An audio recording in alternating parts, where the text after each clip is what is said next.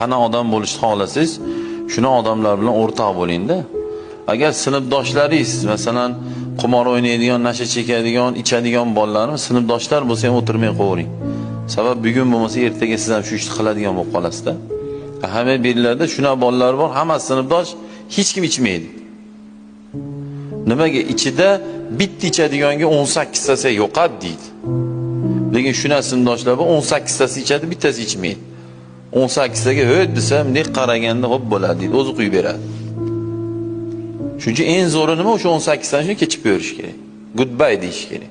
Mayli to'yga ham kelmay qo'ysin, zaksga ham chiqmay qo'ysin. Shu yoshlarda bitta fikr bor ekanda. Sinfdoshim to'yga kelmaydi, yo'qolib ketsin. To'yga kelmasa kelmasin. Nima o'zi to'y to'xtab qolar? Ha zaksga zaks qilmay, bitta taksida borib zaks qilmayin deganda men ana zaks byuroga o'tib borib